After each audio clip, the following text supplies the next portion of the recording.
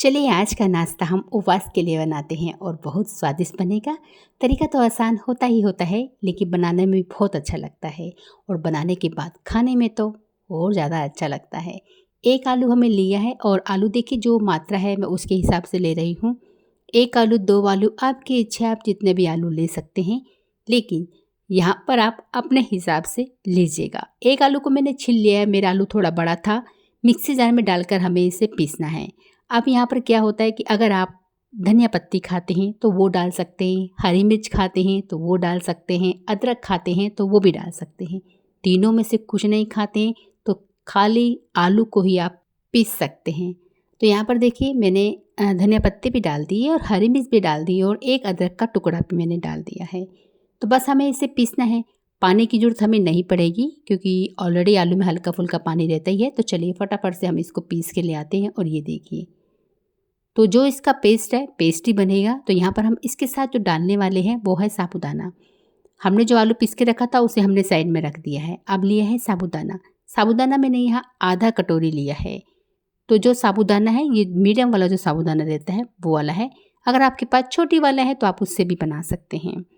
इस साबूदाने को जो थोड़ा सा हमें क्या होता है नमी होती है इसमें, आप इसको वैसे भी पीस सकते हैं, कोई दिक्कत नहीं है।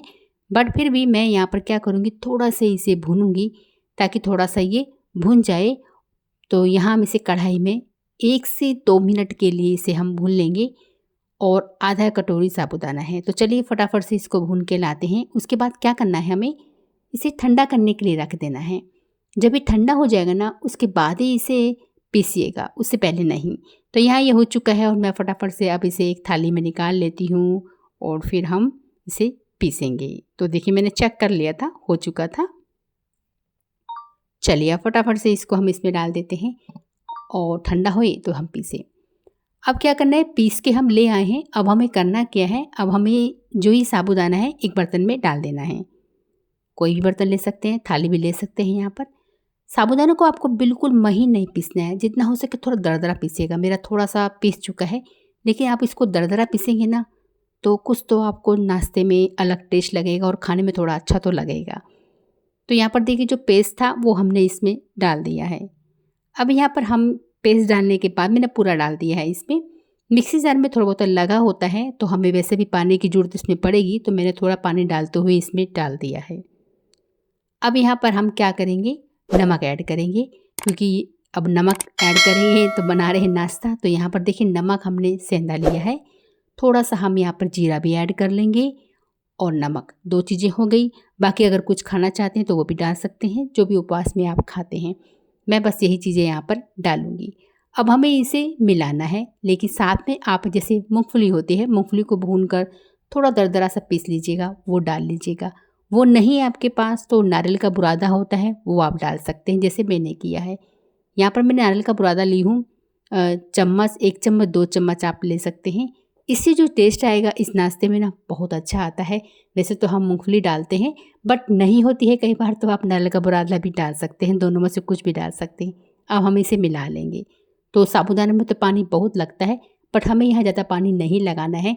थोड़ा सा पानी लेकर हम इसमें लेंगे और इसे गूँधेंगे। जब आप इसे गूँधेंगे तो जब पानी ऐड करेंगे तो आपको पता लग जाएगा कि इसमें कितना पानी लगेगा। यहाँ देखिए मैंने थोड़ा पानी इसमें ऐड किया है। उसके बाद गूँधने के बाद इसमें हम 1 चम्मच तेल भी ऐड करेंगे। फ़िलहाल तो पानी से पहले हम इसे गूँध लेते हैं। तो यहाँ देखिए थोड़ा और पानी लग गया है। मतलब साबूदाना में आपको पता ही है, साबूदाना, सूजी, ये पानी बहुत लेते हैं। तो मैंने थोड़ा थोड़ा करके डाला है ताकि ये ज़्यादा गीला ना हो, क्योंकि जो हम इसमें डिज़ाइन देने वाले हैं उसके लिए हमें ज़्यादा गीला नहीं करना है। और अब मैंने इसमें तेल डाला है और अब इसे लास्ट है ये, तो अब इसे हम अच्छे से मिलाएंगे ताकि नाश्ता हमारा कुरकुरा बने।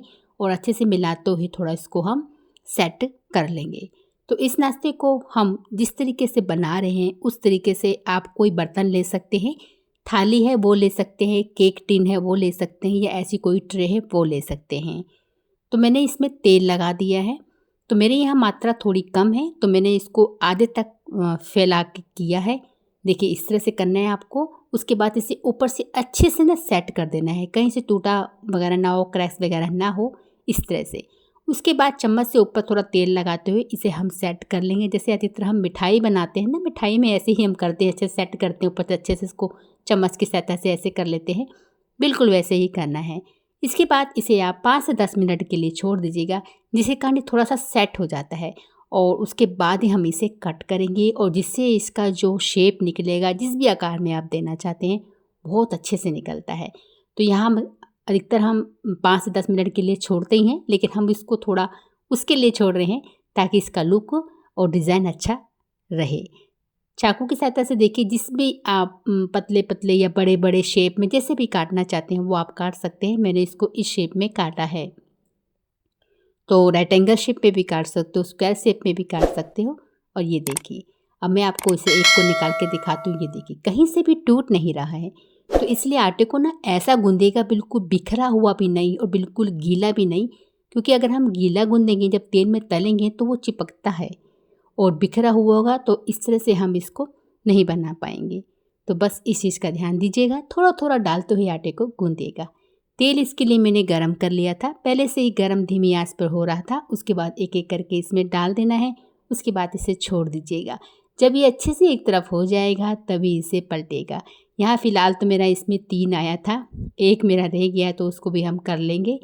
तो पहले इसको हम थोड़ा सा होने देते हैं और उसके बाद इसे हम पलट लेंगे।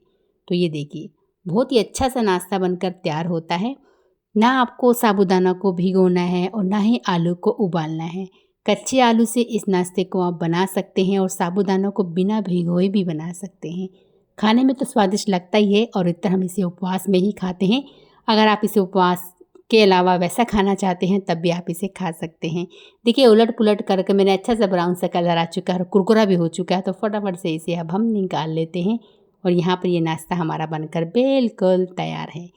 तो एक बार बना के ज़रूर देखिएगा, साबूदाना और आलू का बना ये नाश्ता। तो अगर आपको कच्चे आलू से नाश्ता बनाना हो तो ज़रूर ट्राई कीजिएगा।